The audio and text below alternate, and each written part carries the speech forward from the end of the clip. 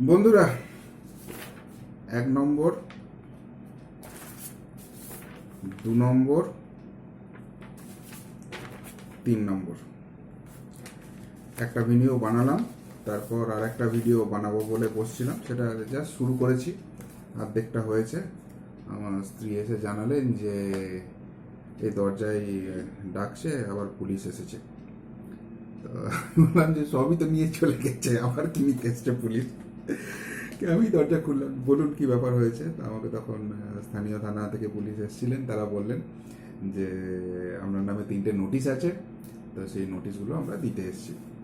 4-5 জন police এসেছিলেন। আমি বললাম যে কী নোটিশ, কিসের নোটিশ? বললো সেটা তো আমরা জানি না, আমাদেরকে লোকাল থানায় পাঠিয়েছে, তো সেই জন্য। কোন কোন থানা? বললো একটা এসছে কাকদ্বীপ থানা থেকে, একটা ডায়মন্ড হারবার থেকে, আর একটা মাটিগড়া থেকে। মাটিগড়া থানা তো আগের দিন যখন আপনারা গেলেন তখনই দিয়ে গেলেন। বললো সেটা তো আমরা জানি না, আমাদেরকে আবার দিয়ে গেছে, নতুন কেস না কী ব্যাপার আমি জানি না। যাই হোক, প্রথমেই যেটা এসছে কাকদ্বীপ কাকদ্বীপ থানা। তো কাকদ্বীপ থানা যেটা লিখেছে, টু শুদ্ধশীল ঘোষ, অমুক অমুক অমুক, অ্যাড্রেস সব দিয়ে আছে। Notice under section 35(3) of BNSS.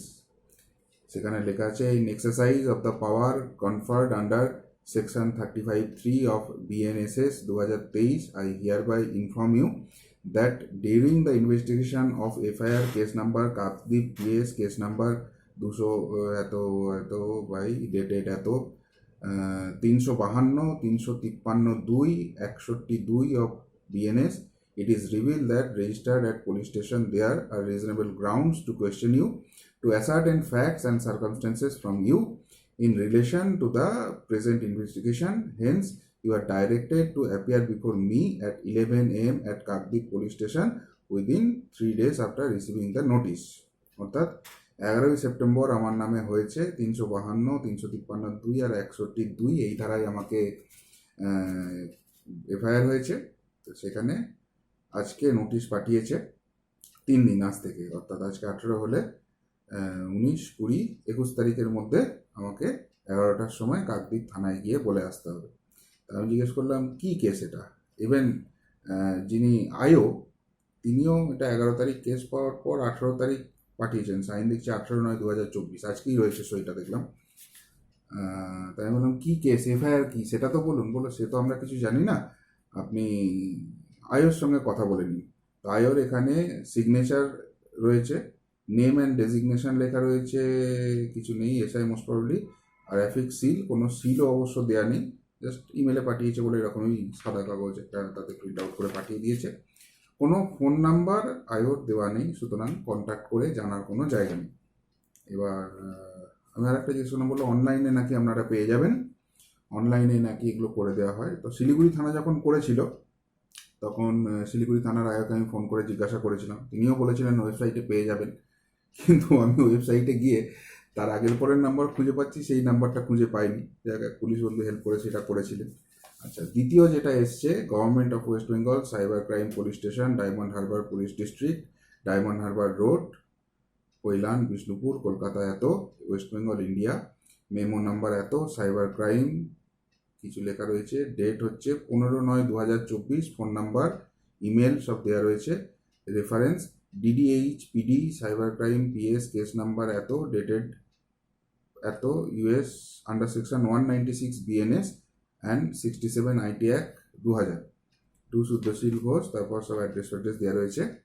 দিয়ে লেখা রয়েছে, notice under section 35 of the Bharatiya Nagarik Suraksha Sanhita 2023, in exercise of the power conferred under subsection 1 of section 35 of BNSS 2023, I hereby inform you that during the investigation of FIR case number eto, dated eto, under section 196 BNS and 67 IT Act 2000, registered at Cybercrime Police Station, Diamond Harbour Police District, it is revealed that there are reasonable ground to question you, to ascertain facts and circumstances from you in relation to the present investigation.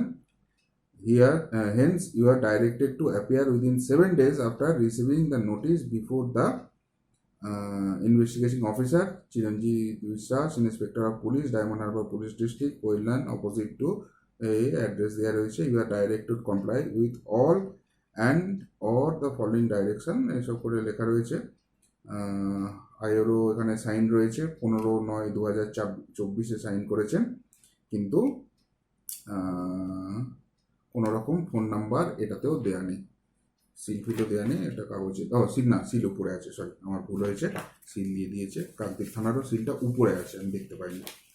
আচ্ছা, notice under section, এটা ওই মাটি করার কেসটা, মাটি করার সেই same কেসটাই কি না অন্য কেস জানি না, যদি সেম কেস হয় তাহলে আবার নোটিশ পাঠালো কেন, কেননা এই মামলাটা তো অলরেডি কালকে ফাইল হয়ে গেছে, আমি যতদূর আপনাদের আপডেট দিলাম এবং আমার আইনজীবী যেটা জানালেন, সো সেখানে তো অলরেডি হয়ে গেছে এবং সেটা তো হিয়ারিং হবে বা কোর্টে, জানি না। তারপরে যেটা বলেছে আজকে 18 তারিখ 19/9/2024 অ্যাট 10টায় কমপ্লাই অল অ্যান্ড করে কালকে সকাল 10টার সময় মাটিগড়া থানায় যেতে হবে। কোর্টে যাবো না মাটিগড়া থানায় যাব বন্ধুরা, কোথায় যাব? একটা আলাদা আমি করছি, ভাবছি আমার এই পিছনে যে লাইব্রেরিটা আছে ওটা সরিয়ে দেবো, দিয়ে এবার ফ্রেম তৈরি করব, ফ্রেম করে করে এরকম করে এক একটা নোটিশ চিপকে রাখবো, এই একটা করে আসবে আর এগুলোকে সুন্দর করে লোকে যেরকম সেই ম্যান অফ দ্য ম্যাচের ট্রফি রাখে, আমি সেরকম এরকম নোটিশে এগুলো সুন্দর করে সাজিয়ে রেখে দেবো, আর এছাড়া কোনো উপায় নেই। এইটা নিয়েই হলো, শিলিগুড়ি থেকে প্রথমে এলো, তারপর শিলিগুড়ি থেকে নোটিশ এলো, সেই নোটিশে যাওয়ার না যাওয়ার আগের দিনই, যেদিনকে যাওয়ার কথা তার আগের দিন চলে এলো কোথা থেকে, কালনা থানা, এত থানা হচ্ছে থানাও ভুলে যাচ্ছে, কালনা থানা। তারপর সেই যাওয়ার সময় মাটিগড়া থানা দিয়ে গেল, আর সেই মাটিগড়া থানার সেম কেস কিনা জানি না, নাকি এটা নতুন কেস আবার, আর তার সঙ্গে ডায়মন্ড হারবার আর কাকদ্বীপ, মানে এটাতেই শিলিগুড়ি, মাটিগড়া, কালনা, কাকদ্বীপ, ডায়মন্ড হারবার, পাঁচখানা থানা এখানেই হয়ে গেল। হেভি ভয় পেয়ে গেছি বলুন, বা ভয় পেয়ে যাওয়া উচিত, বা শুদ্ধশীল যেটা করছে এ তো বিশাল ব্যাপার, বিশাল ব্যাপার করে ফেলছে। আরজিকর কাণ্ড ফ্যাক্ট নয়, সেই আরজিকর কাণ্ডে এখানে পুলিশের উপর ভরসা না রাখতে পেরে কোর্ট সিবিআইকে তুলে দিচ্ছে তা নয়, সিবিআই সেই তদন্ত করতে গিয়ে দেখছে পুলিশই সেখানের মধ্যে ঘাপলা করছে, পুলিশ যার জাস্টিস দেওয়ার কথা আইনের রক্ষক সেই ভক্ষক হয়ে যাচ্ছে, নির্যাতিতার পরিবার বলছে, সেখানে পুলিশকে খুঁজে পাওয়া যাচ্ছে না। আরজি করে যখন 14 তারিখ রাত্রে রাত দখলের ব্যাপার ছিল, সেখানে গিয়ে নাকি 7,000 গুন্ডা চলে এসেছিল, প্রাক্তন পুলিশ কমিশনার বিনীত গোয়াল জানালেন তার ইন্টেলিজেন্স ফেল করে গিয়েছিল, সেই জায়গাতে কোনো রকম কিছু ইন্টেলিজেন্সের খবর পায় না, আর শুদ্ধশীলের নামে শুধু মামলার পর মামলা হয়ে যায়। মানে এতদিন সব মিলিয়ে মিশিয়ে হতো, শফিকুলের কাছে যেত, সন্ময়দার কাছে যেত, মানবের কাছে যেত, এখন ওয়ান অ্যান্ড অনলি শুদ্ধশীল, একা শুদ্ধশীল।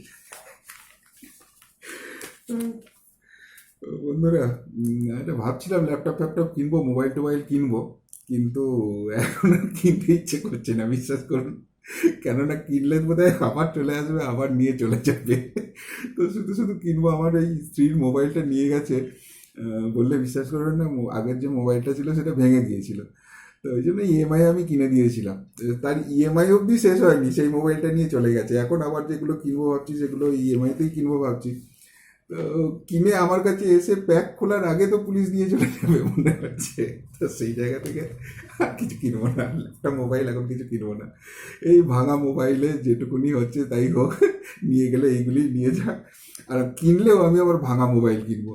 আপনারা অনেকেই আমাকে হেল্প করার কথা বলছেন, আপনারা একটা শুধু আমাকে হেল্প করবেন, যে ভাঙা মোবাইল ওই 800-1000 টাকার মধ্যে কোথায় পাওয়া যায় সেইটা একটু আমাকে খোঁজ দেবেন, আমি 10-12টা এরকম মোবাইল কিনে রেখে দেবো, আর সেই সব মোবাইলগুলোতেই আমি কাজ করবো, নতুন আর আমি কিনছি না,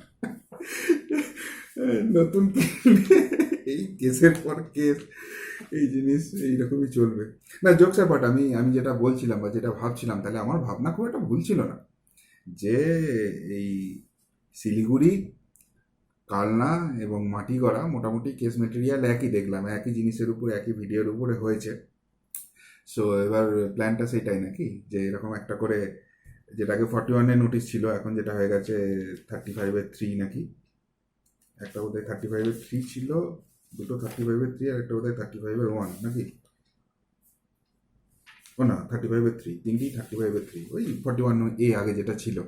তো এই একটা করে এরকম নোটিশ পাঠিয়ে দেবে, আর সেই নোটিশ অনুযায়ী আমাকে সেই সব থানাতে ছুটতে হবে। এবার অ্যারেস্ট করলে তো হয়েই গেল, ছেড়ে দিন। অ্যারেস্ট করার পর এখন কদিন জেলে থাকবো সেটা তো অন্য ব্যাপার। আর অ্যারেস্ট যদি নাও করে, এই কাজকর্ম এখন কিছু করতে হবে না, তোমাকে ভিডিও কিছু করতে হবে না। এক একটা থানা এক একদিন ডাকবে, তুমি সেই থানায় যাবে, গিয়ে বসিয়ে রাখবে। সেইকে যদি জেরা হয় ভালো, জেরা যদি না হয় আরও ভালো, বলবে আজকে সময় নেই কালকে এসো, এইসব চলবে এখন নাকি। মানে আগামী বেশ কয়েক মাস শুদ্ধশীলকে কোনো ভিডিও করতে দেওয়া যাবে না, এরকম একটা প্ল্যান চলছে নাকি। এত কেস কি করে ফেললাম, কোন ব্যাপার এত, যাই হোক, সেই নিয়ে আমি কোনো কথা বলবো না। কেননা আপনারা জানেন আমি অলরেডি আদালতের শরণাপন্ন হয়েছি, এবং অবভিয়াসলি আদালত বিচার করে দেখবে যে আমি অন্যায় করেছি নাকি আমার সঙ্গে অন্যায় হয়েছে। সেই তো বিচার করার মালিক আমিও নয়, অন্য কেউ নয়, সেটা আদালতেই বিচার করে দেখবে। কিন্তু বেশ ভালো লাগলো, এই প্রথম একসঙ্গে তিনটে, মানে আমার ওইটাতেই সারপ্রাইজ লাগছিল যে শিলিগুড়ি হলো, শিলিগুড়ির কেসটা হতে না হতেই কালনা থেকে এলো, বাড়ি থেকে সমস্ত কিছু নিয়ে চলে গেল, ওটাতেই বেশ একটা বেশ থ্রিলিং ব্যাপার আসছিল ভেতর থেকে। কিন্তু একসঙ্গে বিশ্বাস করুন তিনটে নোটিশ পেয়ে এত ভালো লাগছে, আর কিছু বলার নেই। তো যাই হোক, এবার আবার তাহলে এখন কাজকর্ম বন্ধ, যেটুকুনি ভাঙাফোটা মোবাইল নিয়ে করছিলাম সেইটুকুনিও আর হবে না। আবার দেখি আইনজীবীর সঙ্গে পরামর্শ করি, তার সঙ্গে কথা বলি কী ব্যাপার না ব্যাপার করা যায়, তারপর যেরকম আইনি পরামর্শ দেবে। কালকে তো আমার কেসও রয়েছে, আমাদের বলেছিলাম ওই সার্কিট বেঞ্চে যেটা আছে, আবার কালকেই বলেছে মাটি করা যেতে হবে। তো কেস করব না মাটি করা থানায় যাব, কি হবে, আর এগুলোও সব ডেট দিয়েছে। দেখা যাক, আইনি পরামর্শ নিই, কী বলেন, যেরকম বলবেন সেই অনুযায়ী করবো। তো বন্ধুরা, এই মোটামুটি এসে গেল, চলুক এখন এইসব জিনিস। কি বলবেন এইসব, যদি কিছু বলার থাকে এই নিয়ে অবশ্যই কমেন্ট করে জানাবে। এমনকার মতো এখানেই শেষ করলাম। ভালো থাকবেন, পাশে থাকবেন, সাথে থাকবেন। নমস্কার।